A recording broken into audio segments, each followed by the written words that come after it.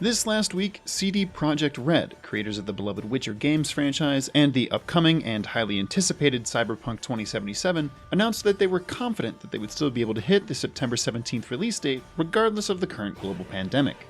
This was great news, as it seems like left and right everything we've expected this year is being called into question, as not only have The Last of Us Part 2 and Iron Man VR been delayed indefinitely, but people have questioned how many copies of next-gen consoles will be ready to go at launch, despite claims from Xbox and PlayStation that there will be no delays.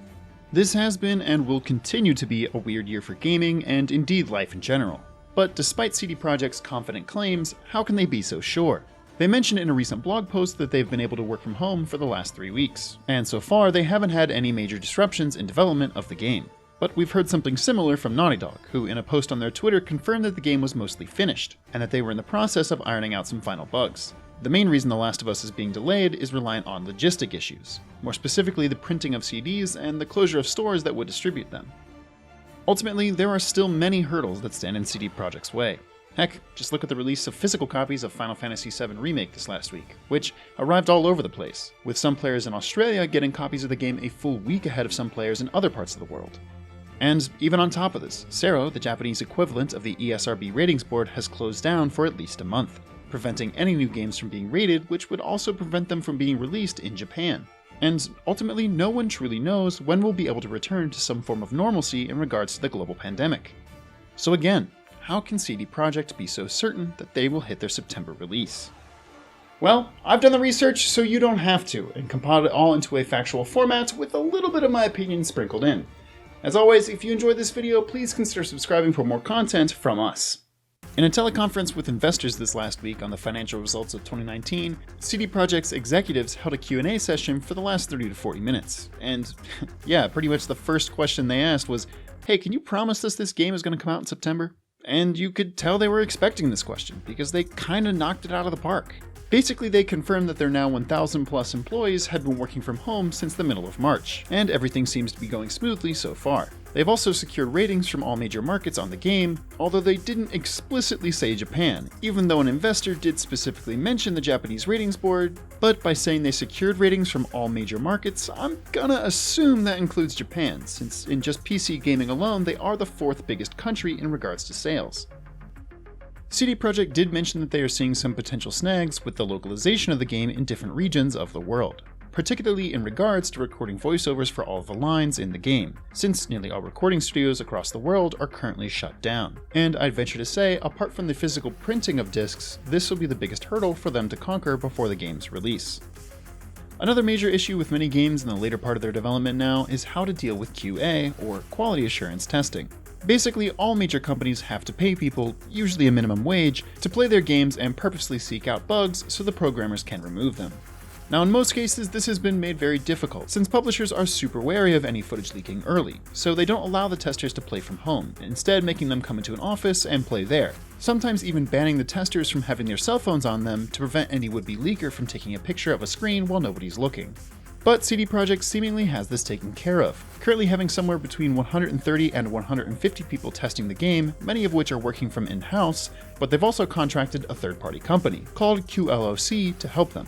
QLOC is another Polish company founded 10 years ago to help with localization and QA testing for other game studios. They have a ton of experience and have worked with a bunch of big-name studios, so they're well trusted in the industry. In regards to the manufacturing of the CDs and the boxes of the game, they said that they were confident that by September they should be able to have physical production rolling and have enough discs printed to sell to the public.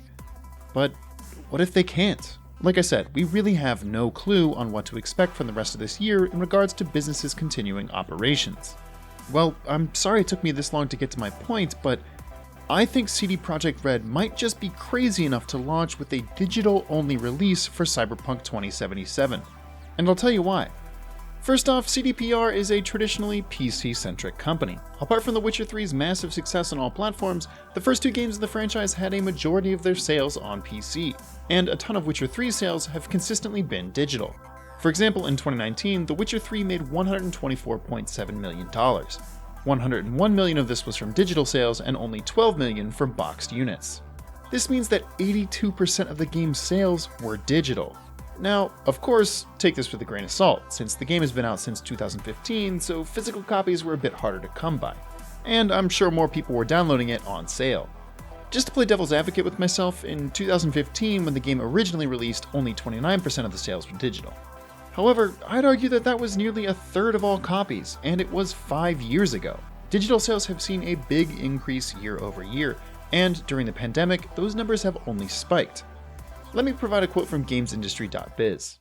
Quote, developers and publishers with existing portfolios or games that remain on schedule are in a strong position to endure the crisis as global game sales climb. Digital in particular is performing well.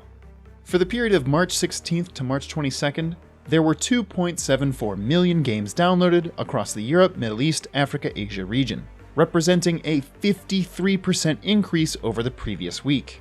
And the longer a country has been in lockdown, the more the sales increase. Italy, for example, which introduced extensive containment measures on March 9th, saw a 175% climb in digital sales.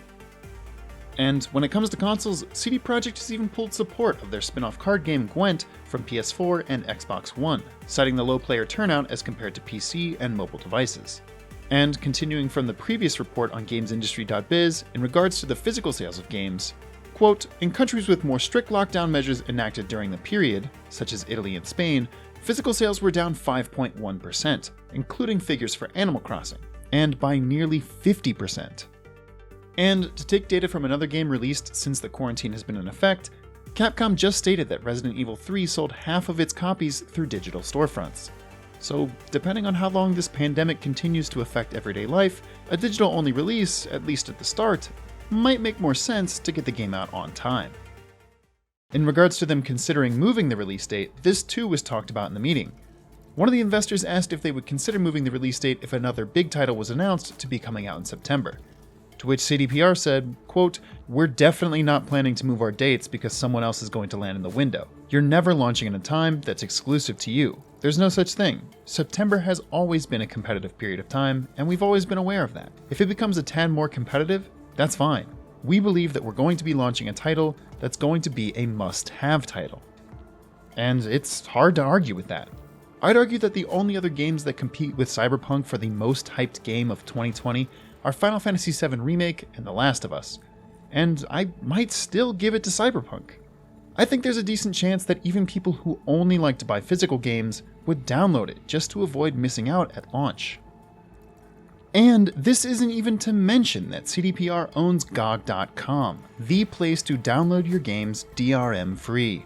Heck, right now, even on the front page of GOG.com, there is an ad accepting pre-orders for Cyberpunk stating 100% of sales on the site go to CD Projekt Group. In fact, with all of this combined, I think there is a decent chance that, depending on how the global pandemic continues, CD Projekt Red might choose to release this game digitally. It's still super unlikely, as it's never been done before for a game this big.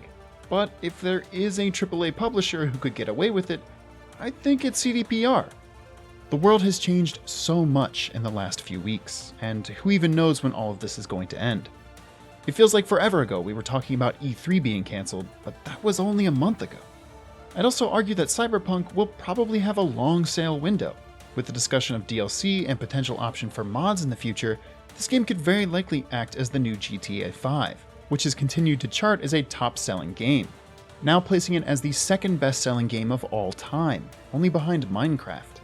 And Cyberpunk will follow a similar release schedule, coming at first to the PS4 and Xbox One, before coming out again on the next generation consoles. But what do you think? Will CDPR be ballsy enough to release Cyberpunk 2077 as a digital-only title? Or if physical production gets stalls, will they be forced to delay the game?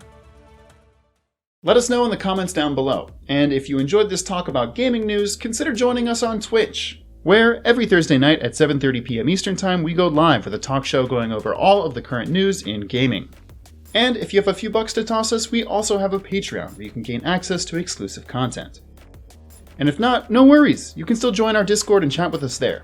But until next time, thank you again for watching, and have a wonderful day.